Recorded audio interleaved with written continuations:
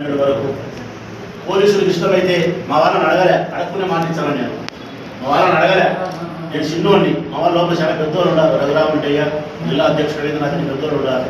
అవినాష్ రెడ్డి నిర్ణయాలు తీసుకునే శక్తి నాకంటే ఎక్కువ ఉండేవాళ్ళు ఉన్నారు. వాళ్ళని అడగకుండా చెప్తాను. 5వ తారీఖు నుంచి 12వ తారీఖు వరకు ఒక 5-6 రోజులు ఉన్నా ప్రచారానికి.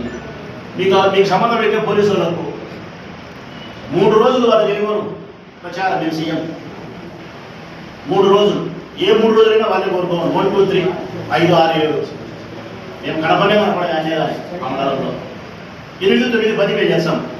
వాళ్ళు కనపడే ఆగమను. 11 అందరూ ఇళ్ళలో కూర్చుంటాం. నాయకులు వాళ్ళు మేమంతా. పోలీసులు మాత్రమే వినండి. 12 వచ్చి ప్రజలు ఓట్లు వేస్తారు. ఎవరు గెలిచారు? ఎవరు గెలిచారు? వాళ్ళు గెలిచే వాళ్ళు గెలిచినట్టే, మేము గెలిచే మేము గెలిచినట్టే.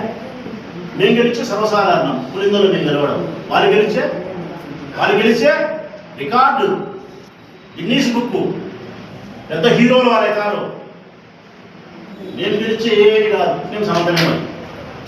3 రోజులు వాళ్ళు తిరగమను, మేము కనపడం. 3 రోజులు మేము తిరుగుతాం, వాళ్ళు కనపడకమను. చివరి రోజు అందరూ ఇళ్ళలో కూర్చుంటాం. పోలీసులు ఉండమను. అన్ని బూతుల దగ్గర ప్రజలు స్వేచ్ఛగా రాని ఓటు వేయండి. సమర్థమేనా? పోలీసు అధికారులు అడుగుతాను, మీరు చేయగలుగుతారా ఈ పద్ధతి? తెలుగుదేశం పార్టీ సంసిద్ధమేనా ఈ పద్ధతికి? ఇవన్నీ ఏది జరగవు ప్రజలారా.